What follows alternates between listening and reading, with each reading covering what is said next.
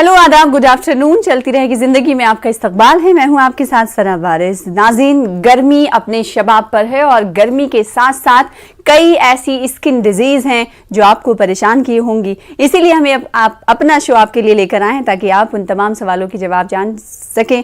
और देखने को ये उमूमन मिलता है कि मौसम गर्मा में जहां एक तरफ स्किन ड्राई हो रही होती है तो वहीं कई फंगल इन्फेक्शंस भी देखने को मिलते हैं। इसके साथ ही साथ घमौरियों का चलन गर्मियों में आम हो जाता है। तो गर्मी में जिल्द की परेशानियों से कैसे निजात पाएं, आज हम कई सवाल करेंगे। इस तमाम सवालों के जवाब जानने के लिए हमने खास मेहमान डर्मेटोलॉजिस्ट को मदऊ किया है। इसके अलावा क्या यूनानी तरीक़े इलाज में जिल्द से जुड़ी हुई तमाम परेशानियों का हल पिन्हा है या फिर इससे हल निकल सकता है या नहीं निकल सकता है, क्योंकि कई मरतबा हमें देखने को ये मिलता है कि होम्योपैथी तरीक़े इलाज से बहुत सारे लोग इस्तेफ़ादा उठाते हैं। तो क्या ये तरीक़े इलाज अहम और काफ़ी सूदमंद साबित हो रहा है या नहीं हो रहा है? तमाम परेशानियों का ये कहा जा सकता है हल इससे निकल सकता है या नहीं निकल सकता है। बहुत सारे लोग हिंदुस्तान में हम देखते हैं कि इस तरीके इलाज पर मुनहसिर हैं। तो इस तरीके इलाज से किस हद तक लोगों को फ़ायदा पहुंचा है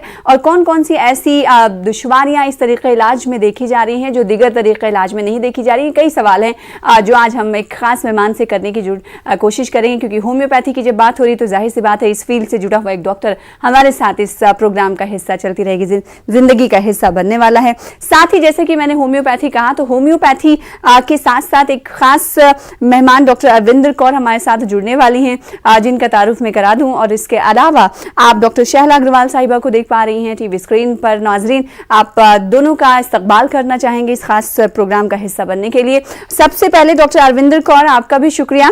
एक्सपर्ट हैं होम्योपैथी मेडिसिन के, साथ ही साथ आप फाउंडर हैं दाई के। दाई से समझ में आता है कि हेल्पर, दाई और मदद करने वाली। तो मैं जानना चाहूंगी कि ये फाउंडेशन आखिर ये है क्या, दाई फाउंडेशन है क्या, इसके बारे में जरा बताइए। फिर उसके बाद होम्योपैथी तरीके इलाज और साथ ही साथ गर्मी अब में जिल्द से होने वाली परेशानियों से कई सवाल हम आपसे करेंगे। सबसे पहले हम जानेंगे कि दाई आखिर है क्या और इसकी शुरुआत आपने कब की? शुक्रिया। दाई एक एनजीओ है हमारी जिसके द्वारा हम होम्योपैथिक मेडिसिन भी बांटते हैं और मेंस्ट्रुअल हाइजीन के बारे में लोगों को जागरूक करते हैं और मेंस्ट्रुअल कप्स के बारे में जागरूकता शिविर भी करते हैं और बांटते भी हैं। हम दिल्ली एनसीआर में भी काम कर रहे हैं, ऑल ओवर इंडिया भी काम कर रहे हैं, अलग अलग लोगों से जुड़ के। आज की डेट में सब लेडीज को जूम इस्तेमाल करना आ गया क्योंकि बच्चों के कॉलेजेस और स्कूल जूम पे हैं। तो जूम के द्वारा हम ऑनलाइन टॉक्स करते हैं आप जैसी हम जैसी महिलाओं के साथ, और जहां पे हमें लगता है कि जूम नहीं पहुंच सकता वहां हम खुद पहुंचते हैं। स्लम एरियाज में, कैंप्स में, डोमेस्टिक हेल्थ के एरियाज में, वहां पे जाके हम टॉक करते हैं, इसके बारे में जागरूकता करते हैं, मेंस्ट्रुअल कप के बारे में, होम्योपैथिक मेडिसिन की यूजेज के बारे में, और बांट कर भी आते हैं जहाँ पे जरूरत पड़ती है। तो ये हमारा मेन काम है। एनजीओ का नाम क्या है बताएंगे? मुझे याद आ रहा है कि इस एनजीओ के ताल्लुक से हमने एक रिपोर्ट भी न्यूज़ 18 उर्दू के नाजरीन को दिखाई थी इससे पहले। आपने मेंस्ट्रुअल कप कैंपेन की ही रिपोर्ट करी थी और हम वही काम आगे बहुत तेजी से बढ़ा रहे हैं। हमारी कोशिश है आगे कि हम अब स्कूल स्टूडेंट्स और कॉलेज स्टूडेंट्स के पास पहुंच सकें। क्या बात है, बहुत अच्छा काम आप लोग कर रहे हैं। और उमूमन ये देखा जाता है कि हिंदुस्तान में अभी भी मेंस्ट्रुएशन के लिए बहुत सारे लोग जो होते हैं वो या फिर ख़वातीन की बात करें वो इस हवाले से बात करना नहीं चाहती हैं। आज भी ये देखने को मिलता है कि जब भी पैड्स वगैरह अगर दुकानों या मेडिकल स्टोर्स पर लोग खरीदने जाते हैं तो रैप करके दिया जाता है। तो इसके पीछे कई लोगों का ये मानना है कि आज भी वो अवेयरनेस जिस तरह से इस ताल्लुक से पहुंचनी चाहिए थी शायद उस तरह से लोगों में नहीं पहुंच पाई, तभी इसे पता नहीं कहीं झिझक से जुड़ा हुआ मामला समझा जाता है। इस पर भी हम कई बातचीत करेंगे। डॉक्टर शहला, मैं आपके पास आना चाहूँ, एनजीओ की बात कर रही हैं और सबसे अहम मसला जो लड़कियों और ख़वातीन के साथ जुड़ा हुआ है, मेंस्ट्रुअल साइकिल के हवाले से कई तरह की बीमारियां, मेंटल इश्यूज़ भी लोगों को हो जाती हैं, साफ़ सफाई नहीं होने से भी ये इश्यूज़ होती हैं। साथ ही साथ आप डर्मेटोलॉजिस्ट हैं, तो मेंस्ट्रुएशन साइकिल सही से नहीं होना स्किन को भी हार्मफुल करता है। ये बात आप बहुत अच्छी तरीके से समझती होंगी। तो मुझे लगता है कि मैं क्या ज़्यादा बताऊं, आप बताएं, क्योंकि आप तो डॉक्टर हैं, जाहिर सी बात है सबको खूबसूरती का ज्ञान देती हैं, तो आप ही बताइए। खूबसूरती से पहले सेहत याब होना बहुत ज्यादा जरूरी है। और दिक्कत यह है कि जब भी जो साइक्लिकल चीजें हैं, उसमें ये बात समझना बहुत जरूरी है कि साइकिल आने का मतलब है कि आपके हार्मोन का जो लेवल है वो नीचे आया है। जब हार्मोन का लेवल ऊपर होता है उस वक्त बहुत सारी दिक्कतें होती हैं, बिकॉज हमारे शरीर का जो वो होता है पीएच होता है वो चेंज हो जाता है, तो बहुत सारे एक्ने होते हैं, रैशेस बहुत सारी रहती हैं, उसके अलावा फंगल इन्फेक्शन बढ़ जाता है। ये प्री पीरियड की कहानी है। During the periods, because of क्योंकि आप मेंस्ट्रुअल पैड्स का इस्तेमाल कर रहे हैं, वो बहुत ज्यादा इरिटेशन करते हैं, और अगर आपने उसका ध्यान नहीं दिया तो then you are left with very few options. तो ध्यान देना बच्चों को हमें शुरू से सिखाना चाहिए। हमारे यहाँ जैसे सना आप बोल रही थी कि बात करना जो है वो माँ और बेटी में भी शायद बात नहीं होती है, तो हमें यही बात चेंज करनी है कि हमें जागरूकता देनी है कि it is a normal thing. तो आपकी साफ सफाई और हाइजीन बहुत ज्यादा जरूरी है, तभी आपको आगे दिक्कत नहीं होगी। बिल्कुल, साफ सफाई की बात हो रही है और नैपकिन्स का इस्तेमाल किया जाता है, लेकिन गर्मी है तो एक नॉर्मल लाइफ में मेंस्ट्रुएशन साइकिल में एक दिन में जो नैपकिन्स यूज होते हैं तो उनका कुछ टाइमिंग होता होगा कि इतना आपके लिए सेहत के लिए बहुत अच्छा है अगर आप ऐसा करती हैं तो? डॉक्टर शैला, वो फ्लो के हिसाब से होता है। जैसे शुरू के जो दिन होते हैं उनमें फ्लो ज्यादा रहता है, तो देन यू हैव, जैसे आपने नैपकिन्स में भी देखा होगा, अलग अलग तरह के आते हैं, एक्सेल आता है, सुपर एब्जॉर्ब आता है, तो वो आपको अपने फ्लो के हिसाब से चेंज करना पड़ेगा। द थिंग इज के विद इन 3 आवर्स तो आपको चेंज करना चाहिए। यही तो बात है कि ये इतने महंगे प्रोडक्ट्स हो जाते हैं कि इसके अंदर फिर लोग चेंज नहीं करते हैं, वो उसको ही खींचते चले जाते हैं, और वो जो इरिटेशन होती है, there is something called as contact irritant dermatitis, जो बहुत ज्यादा बढ़ जाती है, उसमें खुजली भी हो जाती है और फिर बाद में वहां पर। तो इन सब से निजात दिलाने के लिए जो डॉक्टर अरविंदर कौर साहिबा की एनजीओ काम कर रही है, मेंस्ट्रुअल कप, तो इसका इस्तेमाल अगर करते हैं तो जाहिर सी बात है तमाम चीजों से बचा जा सकता है, लेकिन शायद अवेयरनेस नहीं है, और यही अवेयरनेस फैलाने का काम अरविंदर साहिबा की एनजीओ कर रही है। तो ये कितना सूदमंद साबित होगा आने वाले दिनों में? ये ऑप्शन अब हमें देखने पड़ेंगे। These are environment friendly and उससे ज्यादा they are cost effective options. तो डॉक्टर अरविंदर से पूछते हैं कि क्या कॉस्ट होता है, कैसे यूज करते हैं? बिल्कुल, डॉक्टर अरविंदर साहिबा जरा बताइएगा एक बार हमारे नाज़रीन को जो इस वक्त देख रहे हैं मेंस्ट्रुअल कप के बारे में, क्योंकि बहुत सारे लोग नहीं जानते हैं इस बारे में। बहुत सारी रिपोर्ट्स हमने पढ़ी हैं, हम लोगों को तो पता चल पाया है, लेकिन अभी तक इस तक रसाई नहीं हो पाई है। वो लोग जो गांव में रहते हैं या फिर शहरों में रहते हैं, उन्हें कैसे पता चले इस कप के बारे में, और साथ ही साथ वो कैसे इसे हासिल कर पाए, इसको लेकर क्या कुछ कहेंगी आप? जी, मैं आज 7 कप लेकर भी बैठी हुई हूँ। ये एक मेंस्ट्रुअल कप है। ये सिलिकॉन मटेरियल का बना होता है, मेडिकेटेड प्रोडक्ट है, मेडिकल अप्रूव प्रोडक्ट है, तो रैशेस नहीं होते इससे। जो हम अभी कॉन्टैक्ट डर्मेटाइटिस की बात कर रहे थे, स्टे फ्री नैपकिन या किसी और नैपकिन की वजह से, क्योंकि हम नैपकिन नहीं इस्तेमाल करते, ये हमारे शरीर के अंदर लग जाता है और ये 3-4 घंटे में नहीं बदलना पड़ता, 6 से 8 घंटे तक ये खून को एकत्रित करता है, इकट्ठा करता है, ये एब्जॉर्ब नहीं करता। नैपकिन, टैम्पून्स खून को एब्जॉर्ब करते हैं, ये एकत्रित करता है। ये कप की तरह है, इसके अंदर खून गिरता रहता है और वो इकट्ठा होता रहता है हमारे शरीर के अंदर ही, हमारे वेजाइनल एरिया में, lower part of the female body में। 6 से 8 घंटे बाद हम इसको वापस निकाल लेते हैं। बहुत कन्वीनियंट है यूज करने के लिए, ऑनलाइन भी मिल जाता है, केमिस्ट में भी मिल जाता है। 200 से 250 रुपए की कॉस्ट है और 7 से 8 साल चलता है। रीयूजेबल कप कहते हैं इसे, मेंस्ट्रुअल रीयूजेबल कप कहा जाता है इसको। आराम से मार्केट में मिल जाता है और छोटे शहरों में ऑनलाइन भी मिल जाता है, अगर आपके केमिस्ट शॉप्स पे ना मिले तो। क्या बात है। सबसे बड़ी बात कि एक तो हम पैड नहीं यूज कर रहे, तो हमारा पैड का खर्चा बचा, इकोनॉमिकल है। दूसरा इको फ्रेंडली है। जो हम पैड्स इस्तेमाल करते हैं, अगर हम बायोडिग्रेडेबल पैड भी इस्तेमाल करते हैं तो वो भी डंप होता है कहीं ना कहीं हमारे ग्राउंड में, एनवायरमेंट को नुकसान होता है। इससे वो नुकसान नहीं होता, बिकॉज आमतौर पे एक मेंस्ट्रुएटिंग गर्ल अगर इसको 16 साल में यूज करना शुरू करती है तो by the time she is 45 और 50, 6 से 7 कप्स मैक्सिमम वो चेंज करेगी, मैक्सिमम टू मैक्सिमम। तो उतना वेस्ट नहीं हम क्रिएट कर रहे। और जो एक हम लेडीज को आज भी लज्जा आती है जाके केमिस्ट शॉप से वो पैड खरीदने की, या अगर हम ऑनलाइन भी मंगवाते हैं तो वो कोई और घर में पैड ना खोल दे, पैकेट ना खोल ले, उससे निजात मिल गई।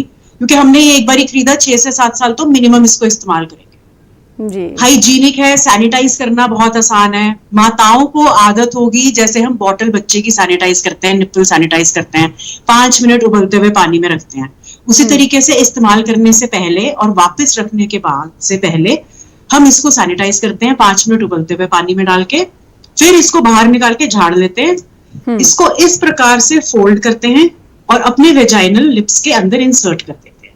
अंदर जाके नेचुरली खुल जाता है क्योंकि हमारा एरिया अंदर सॉफ्ट है, अपने आप ही अपनी शेप ले लेता है जी। वैक्यूम क्रिएट हो जाता है इसके साथ, स्किन के साथ, हमारी मेम्ब्रेन के साथ, अंदर म्यूकस मेम्ब्रेन के साथ। उसकी वजह से जो खून हमारा बाहर निकलता है पैड पे वो नहीं आता, इसके अंदर ही सारा खून इकट्ठा हो जाता है। सारी ब्लीडिंग हमारी इसके अंदर इकट्ठी होती है। बहुत सी बहनों को, माताओं को दिक्कत आती है क्लॉट्स की, हेवी ब्लीडिंग के टाइम पे अनईजी होता है, काम पे जाना दिक्कत लगता है, खड़े होने में दिक्कत होती है, बैठने में दिक्कत होती है, कोई एक्सरसाइज करने में दिक्कत होती है कि निशान पड़ जाएंगे हेवी ब्लीडिंग डेज में। इसको लगाने के बाद कोई निशान की गुंजाइश नहीं है क्योंकि ये हमारे शरीर के अंदर फिट हो गया, तो सारा ब्लड इसके अंदर जा रहा है, सारा खून हमारा इसके अंदर इकट्ठा हो रहा है। अगर जो खवातीन इस मेंस्ट्रुअल कप को यूज कर रही हैं, अगर यूरिन पासिंग की बात की जाए तो उसमें तो कुछ प्रॉब्लम नहीं होती होगी? नहीं, यूरिन पास के टाइम आपको इसको हिलाने की जरूरत नहीं है क्योंकि यूरिन हम आगे से पास करते हैं। ये हमारे वजाइना के अंदर है, जो बच्चादानी कहलाती है। बच्चादानी का जो एरिया होता है जहां से डिलीवरी होती है, जहां पे हम टैम्पून इस्तेमाल करते हैं, ये उस एरिया में रहता है। अगर आप टॉयलेट के लिए जा रहे हैं या आप यूरिनेशन के लिए जा रहे हैं, आपको इसको छेड़ने की जरूरत नहीं, इसको आप 6 घंटे बाद ही छेड़ें। तो बहुत अच्छा। कई लेडीज को हेवी मेंसेस में, कई लेडीज को हेवी मेंसेस में बार बार यूरिनेशन आती है, वो भी कम हो जाती है इससे। माइल्ड पेन जो रहती है वो भी कम हो जाती है इसकी वजह से। तो इसके इस्तेमाल को लेकर लोगों को जानकारी मिल चुकी है, और अगर दिल्ली के रहने वाले लोग हैं तो उम्मीद है कि डॉक्टर अरविंद कौर से किस इलाके में आपका एनजीओ है डॉक्टर अरविंद कौर, ताकि मैं लोगों को बता। हम सब जगह काम कर रहे हैं। हमारा सबसे बड़ा इलाका इस समय जूम है मैम। हम जूम और गूगल मीट के थ्रू कर रहे हैं, जरिए आप दुनिया से जुड़ने की कोशिश कर रही हैं और लोगों को इस परेशानी से निजात दिलाने की कोशिश कर रही है। गर्मी जो कि चल रही है, जैसा कि मैंने कुछ देर पहले कहा, तो गर्मी में घमौरियां लोगों के इर्द गिर्द घूमने लगती हैं, ना सिर्फ इर्द गिर्द घूमती हैं बल्कि गले तक पहुंच जाती हैं और उनके जिस्म में एक हिस्से के तौर पर नुमाया होती हैं। इस हवाले से मैं सवाल करूंगी डर्मेटोलॉजिस्ट से, लेकिन छोटे से ब्रेक के लिए चलती रहेगी जिंदगी में, रुकना पड़ेगा। ब्रेक के बाद चल लौटेंगे।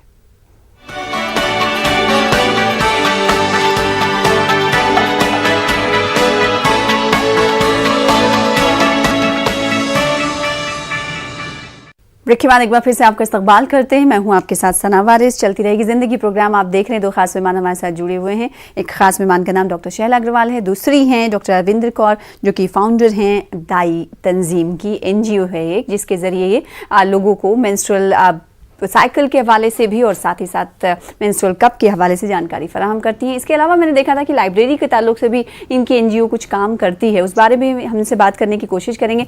इससे पहले मैं डॉक्टर शैला आपके पास आना चाहूँगी। गर्मी और घमौरी का जिक्र मैंने किया था, इस कैसे बचा जाए इससे गर्मियों में? खासकर बच्चों की अगर बात करें तो बच्चे घमौरियों से परेशान रहते हैं गर्मियों में। बच्चे भी उतने ही परेशान रहते हैं और जो किचन में काम करते हैं वहां पर जहां भी पसीना इकट्ठा हो रहा है, खासकर नेक की क्रीजेस में आपको ऐसा लगता है जैसे जल गई हैं, तो वो भी घमौरी का ही एक रूप होता है। ज्यादातर घमौरियां बैक पर होती हैं और घमौरी का मतलब ये है कि आपके जो स्वेट ग्लैंड्स हैं वो बंद हो गए। तो एक ही तरीका है सना, पहली बात तो ये कोशिश करें धूप में ना जाएं, पसीने से जितना बच सकते हैं बचें। लेकिन अगर घमौरी हो गई है तो उसका तरीका ये है कि फ्रिज से आइस निकाल के डायरेक्टली उस एरिया पे आप उसको मलें, तो वो वहीं के वहीं आपकी इरिटेशन को कम कर देगा। दूसरा, अब तो शुक्र है गर्मी की छुट्टियां होने वाली हैं, लेकिन बच्चे अगर स्कूल जा रहे हैं और गर्मी है तो कैलेमीन लोशन, जो आम कैलेमीन लोशन है, वह बहुत ही कारगर नुस्खा होता है जो आप लगा के बच्चों को भेजें तो वो पसीने को सोखता रहेगा और घमौरी नहीं होगी। यहाँ पर मैं साथ साथ एक बात और बोल दूं कि हम जब कॉन्टैक्ट डर्मेटाइटिस की बात कर रहे थे, जो मेंस्ट्रुअल पीरियड की बात कर रहे थे, अगर आपको किसी एक स्पेसिफिक चीज से इरिटेशन होती है, किसी पैड से या किसी से, तो उसे फौरन चेंज कर लें। लेकिन ज्यादातर लोग जो है अपने आप या केमिस्ट की दुकान से लेके जो दवाएं लगाते हैं, जो जिसमें स्टीरॉयड भी होता है, वो क्या करता है कि फिलहाल तो आपको रिलीफ देता है लेकिन आपकी प्रॉब्लम को बढ़ा देता है। तो मेहरबानी करके एक तो 4-5 चीजों के कॉम्बिनेशन की दवा ना लगाएं। अपने जनरल डॉक्टर या गायनी से पूछ लें कि क्या लगाना है, और कोशिश ये करें कि कुछ भी इरिटेशन हो रही है, इरिटेशन जब होती है जब आपकी स्किन ड्राई होती है, तो अगर आप हल्का सा नारियल का तेल अपने स्किन पे इस्तेमाल करेंगे तो वो ड्राइनेस को कम करेगा। जी, इसके अलावा बहुत सारे लोग ऐसे होते हैं जिनकी स्वेटिंग जो है, पसीना जो होता है बहुत स्मेल करता है, तो इसकी एक अहम वजह क्या बताएंगे आप? हाँ, फंगल इन्फेक्शन है, और पसीना दो तरह का होता है। एक है जो नॉर्मल स्वेट है, जिससे हमारी बॉडी का टेम्परेचर कम हो रहा है, जो बिल्कुल पानी वाला पसीना होता है, वो स्मेल नहीं करता है। लेकिन एक एंडोक्राइन स्वेट होता है, वो अलग तरह के स्वेट ग्लैंड है, और ये प्रॉब्लम आप ज्यादातर देखेंगे कि टीनेजर से शुरू होती है, और वो भी बॉडी फोल्ड्स में। बॉडी फोल्ड का मतलब है अंडर द आर्म, जांघों में या ब्रेस्ट के नीचे, जहां पर भी पसीना इकट्ठा होता है। एंटी फंगल सोप का इस्तेमाल रेगुलरली करें बॉडी फोल्ड्स में। जब आप बाहर जा रहे हैं तो एक टैल्कम पाउडर का इस्तेमाल करें, और टैल्कम को छिड़के नहीं, क्योंकि वो फिर क्लम्प्स बना देता है, तो हाथ पे लेके इस तरह करें और फिर उसे टैल्क को लगाएं। उसके अलावा अगर आपको लग रहा है कि फिर भी बॉडी ओडर नहीं जा रहा है, तो हो सकता है कि आपको एक एंटी फंगल की जरूरत पड़े।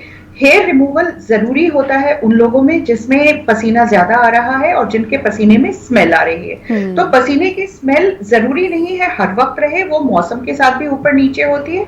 तो आप अपनी जो रूटीन है उसको मौसम के हिसाब से anti fungal soap, talcum powder change करते रहा कीजिए। जी, जाहिर सी बात है, ये तमाम चीजें जो लोग बहुत सारे लोग ऐसे होंगे जो जानते भी होंगे, बहुत सारे ऐसे लोग होंगे जिन्हें नहीं पता होगा, तो उम्मीद है कि डॉक्टर शहला की इन मशवरों पर वो अमल जरूर करेंगे।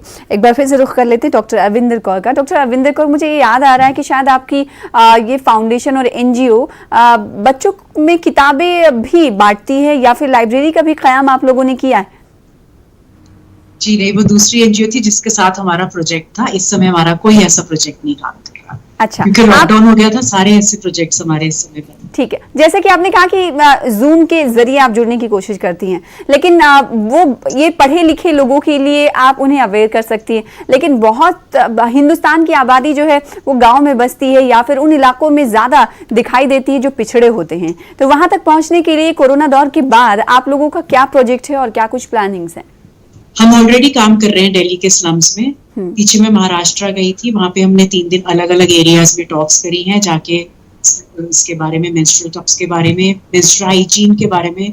नर्सेस के कॉलेज में हमने कैंपेन किया था, उसमें 80 से 90 नर्सेस थी, स्टूडेंट्स थी जिन्होंने हमारे साथ इंटरेक्शन किया, उनको जागरूक किया। अंदर विलेजेस में, इंटीरियर महाराष्ट्र के इंटीरियर विलेजेस में हमने टॉक्स करी, क्योंकि कुछ एरियाज में जूम नहीं काम करेगा, वहां हम खुद पहुंचते हैं। बिल्कुल, हमारे पास वॉलंटियर्स हैं ऑल ओवर इंडिया जो हमारे साथ जुड़ते हैं, अलग अलग एनजीओस के थ्रू, अलग अलग चैनल्स के थ्रू, आप लोगों के माध्यम से। आप एक बहुत बड़ा माध्यम है हमारे लिए। बिल्कुल, इस प्रकार से हम ऑन ग्राउंड काम कर रहे हैं। ऑलरेडी हमारा काम चल रहा है, दिल्ली में भी चल रहा है, दिल्ली के बाहर भी चल रहा है। और इसीलिए हम लोगों को बार बार बेदार करने की कोशिश करते हैं, और इस बेदारी में आप लोगों का साथ हमेशा हमें मिलता रहता है। इससे जो है कारवां बनता रहता है और लोग जो है इससे इस्तेफादा उठाते रहते हैं। डॉक्टर शहला, मैं आपके पास आना चाहूंगी। आजकल लेजर थेरेपी का चलन बड़ा आम हो गया है, जहां घरेलू टोटके थे लोगों के हाथों में, अब लेजर ट्रीटमेंट और ये तमाम चीजें, या फिर तामझाम इसे कहें, तो क्या ये नुकसानदेह है या फिर इसे यूज में लाया जा सकता है, इसकी तरफ जाया जा सकता है? नुकसानदेह तो बिल्कुल नहीं है, पर हर चीज हर आदमी के लिए नहीं होती है। मतलब जरूरी नहीं है कि अगर एक लेजर एक ए पर्सन पे काम कर रही है तो वो बी पे भी काम करेगी, और वहीं पर हमारी इंपॉर्टेंस आती है, बिकॉज हमारा काम यही है कि आपके लिए क्या बेहतर काम करेगा वो जानना जरूरी है। दूसरी चीज, जो आजकल अनफॉर्चुनेटली हिंदुस्तान में कोई रेगुलेशन नहीं है, तो हर आदमी वही काम करता रहता है। अब देखिए, आज ही लेजर से जल के मेरे पास एक ख्वातीन आई थी, बिकॉज जो लेजर आपकी सर्दी में काम कर रही है वो 45 डिग्री में करा के आप धूप में निकलेंगे तो वो कहीं ना कहीं आपको बर्न करेगी ही करेगी। तो आपका काम ये है कि आप पहले जानकार के पास जाएं। देखिए क्या होता है कि हमारा कॉस्ट थोड़ा ज्यादा होता है, ठीक है ज्यादा है बिकॉज हमारा एक्सपीरियंस ज्यादा है, तो कम से कम आप हमसे सलाह ले लीजिए। उसके बाद जहां जाके आपको वो लेजर मिलती है, और मैं तो उनमें से हूं कि मैं आपको लिख के बता दूंगी कि ये आपके लिए माकूल है। तो कहीं ना कहीं अपने ऊपर ज्यादा लोग करते हैं सिर्फ पैसे के साथ बचाने। दूसरा ये कर रहा है तो वो करेंगे, घर की कोई लड़की या खातून कर रही है तो वो भी उनको लगता है कि करना चाहिए बगैर मशवरा लिए। और गर्मी में खासकर बहुत सारी थेरेपीज नहीं होती हैं, और अनफॉर्चुनेटली ये सारी थेरेपीज वेस्ट से आती हैं, जहाँ का माहौल और जहाँ का स्किन और टेम्परेचर बिल्कुल अलग होता है। वही चीज आप हिंदुस्तान में मई जून में नहीं कर सकते, तो दिमाग का इस्तेमाल करना थेरेपी से ज्यादा जरूरी होता है। दिमाग का इस्तेमाल करना थेरेपी से ज्यादा जरूरी होता है। डॉक्टर अविंदर कौर, जैसे कि आपने कहा, और दिमाग का इस्तेमाल करने की बात डॉक्टर शहला कह रही हैं, आप लोगों से जुड़ती हैं, जिन लोगों को मालूम नहीं होता है मेंस्ट्रुअल साइकिल के बारे में, और खासकर वो लोग जो पढ़े लिखे कम होते हैं, उनसे जब आप मिलती हैं तो किस तरह का एक्सपीरियंस आपका होता है, और उन्होंने क्या बताते हैं कि उनका एक्सपीरियंस आपसे या आपकी एनजीओ से मिलने के बाद क्या है? देखिए, हम कई सालों से इसी लाइन पे काम कर रहे हैं। पहले ही होता था कि नैपकिन नहीं पता होता था लेडीज को। हाँ। कुछ लेडीज को, पढ़ी लिखी लेडीज को भी अनफॉर्चुनेटली ये नहीं पता कि पैड किस लिए इस्तेमाल करना है, कैसे इस्तेमाल करना है और कब कहाँ इस्तेमाल करना है। बहुत हैरानी होती है जान के कि बाल बच्चेदार लेडीज हैं। जागरूकता जरूरी नहीं है कि पढ़े लिखे में ज्यादा होगी और अनपढ़ में कम होगी। ये अपने अपने आईक्यू की बात है। वही बात है कि दिमाग इस्तेमाल करने वाली बात है। और मैंने ये नोटिस किया है कि जब हम जाते हैं स्लम एरियाज में या पॉवर्टी लाइन एरियाज में, उन एरियाज की लेडीज ज्यादा जागरूक है नया प्रोडक्ट सुनने के लिए और लेने के लिए। उन्हें लगता है कि कोई अगर हमारे पास आउटरीच कर रहा है हमें, तो कुछ बेहतर ही करके जाएगा हमारा। जबकि जब हम पढ़े लिखे लोगों के साथ इंटरेक्ट करते हैं, हाँ। तो ज्यादा क्वेरीज होती हैं और कम रिजल्ट मिलता है, टर्न अराउंड कम होता है लेडीज का। और जब हम कैंप्स में जाते हैं, स्लम्स में जाते हैं, या इंटीरियर्स में हमने जब किया, गांव में किया, तो 50% लेडीज हैंड रेज करती है कि हमें चाहिए, हमें देके चाहिए, और उसके बाद वो पूछती नहीं है। ऐसा नहीं है कि हमने दे दिया और उन्होंने इस्तेमाल नहीं किया। तो क्या आप ये मुफ्त में देती हैं? जी हाँ, कप्स हम जिस एनजीओ के थ्रू करते हैं 50-50 करते हैं। कुछ वो डोनेट करते हैं, कुछ हम डोनेट करते हैं। कुछ दोस्त हैं जो पैसे भेज देते हैं और हम उनके लिए कप्स, उनके बिहाफ पे कप्स खरीद के बांटते हैं। क्या बात है। तो ये एक तरीके से कहा जा सकता है कि खिदमत का जरिया भी है। बहुत सारी एनजीओ जो हैं, उन्हें सलाम हम करना चाहेंगे कि वो खिदमत खल्क कर रही हैं, और ना सिर्फ इस जरिए से वुमेन एम्पावरमेंट को लेकर या फिर बच्चों की शिक्षा को लेकर हर तरह के काम इन एनजीओज़ की तरफ से अपनाया गया है, और वो हर उस आखिरी शख्स तक पहुंचने की कोशिश करती हैं जिन्हें ये तमाम चीज़ें नहीं मिलती हैं। डॉक्टर शैला, मैं आपसे पूछना चाहूँगी एक सवाल ये कि बहुत सारे लोग ये कॉस्मेटिक सर्जरी के हवाले से मिथ ये भी है कि ये स्किन के लिए अच्छी नहीं है या फिर नहीं कराना चाहिए, लेकिन उमूमन ये देखने को मिलता है कि खासकर आम जिंदगी में और आम लोगों तक अभी ये तमाम चीज़ें बहुत हद तक पहुंची हैं, लेकिन बड़े सितारों की अगर बात करें तो कॉस्मेटिक सर्जरी का वो सहारा लेते हैं, जिसका साइड इफेक्ट भी होता है। तो एक कॉस्मेटिक सर्जरी के बारे में एक आम राय आप लोगों को क्या बताना चाहेंगे? क्या है आपकी आम राय? अगर आप एक क्वालिफाइड आदमी से जो रूटीनली वो काम कर रहा है उससे वो सर्जरी कराते हैं, एंड अगेन बात वही आ जाती है सना कि are you the right candidate. दूसरी, आपकी जरूरत क्या है। देखिए, जो सितारे करा रहे हैं तो उनका काम ही यही है, उनका काम ही अच्छा दिखना है। अगर माधुरी दीक्षित वो सब नहीं कराएंगी तो उन्हें वो नए सीरियल 55 साल में, मैं भी 55 की होने वाली हूँ, पर मुझे स्क्रीन पे नहीं जाना है। I am happy with what I am. नहीं, अभी स्क्रीन पर हैं आप।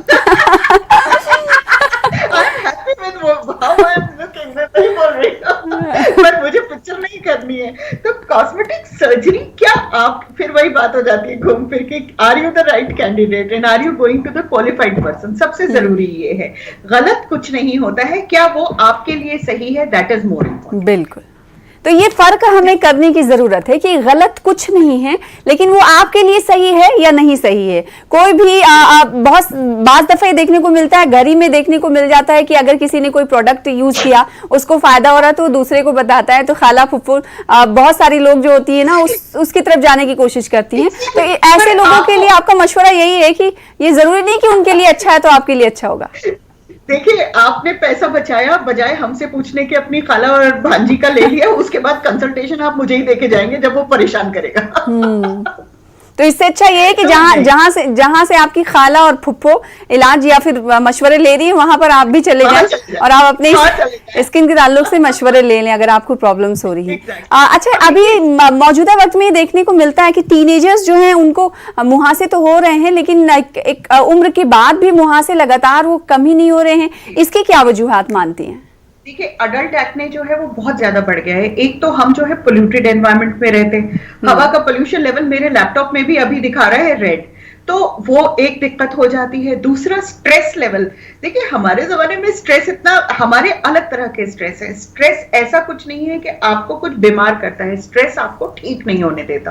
तो अगर आपके एक्ने, जब आप टीनेज खत्म कर रहे हैं, वो एक्ने खत्म हो जाने चाहिए थे, बिकॉज लाइफस्टाइल ऐसा है, हम प्रिजर्वेटिव्स वाले खाने खा रहे हैं, हम पोल्यूटेड एनवायरनमेंट में रह रहे हैं और हमारे हार्मोनल लेवल स्ट्रेस की वजह से ऊपर नीचे जा रहे हैं। तो कहीं ना कहीं हमें एक मदद की जरूरत पड़ती है उस चीज को खत्म करने के लिए जो आइडियली अपने आप खत्म हो जानी चाहिए थी। बिल्कुल, काफ़ी अहम बात कही और उम्मीद करते हैं जो लोग इस वक्त इस प्रोग्राम को देख रहे होंगे उन्हें ये तमाम मशवरे मिल गए होंगे। डॉक्टर अरविंदर कौर, मैं आपसे आखिरी सवाल जानना चाहूँगी। जाहिर सी बात है, वो जो मदद करने का जज्बा जो होता है वो सोशल वर्कर में होता है, तभी वो इस फील्ड में आते हैं।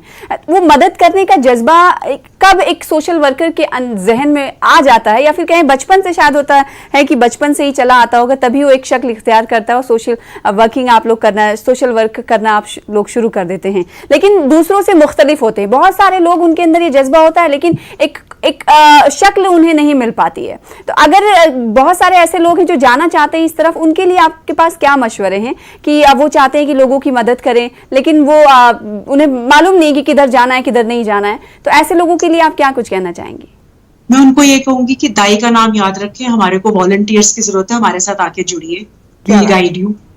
और बहुत सी ऐसी एनजीओ हैं जो फेसबुक इंस्टाग्राम पे पेजेस बनाकर इनवाइट करती रहती हैं, टॉक्स के लिए भी इनवाइट करती हैं, यंगर जनरेशन को इनवाइट करती हैं कि आप आइए आगे, क्योंकि अगर आप ये हम लोगों में बचपन से है, बीइंग अ फिजिशियन हमारे को ये कूट कूट के भर दिया जाता है कि कहीं ना कहीं आपको सेवा भाव रखना ही है, और मेरे अंदर बचपन से ही था। बिल्कुल, तो हमारे जैसे होते हैं ना, वो बचपन से ही जो उनके अंदर खिदमत खल्क का जज्बा होता है कि लोगों के लिए, समाज के लिए कुछ करना है, माशरे के लिए कुछ करना है।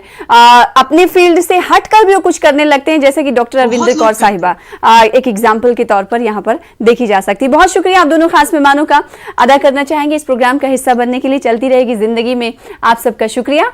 हमें दीजिए इजाजत, आदाब।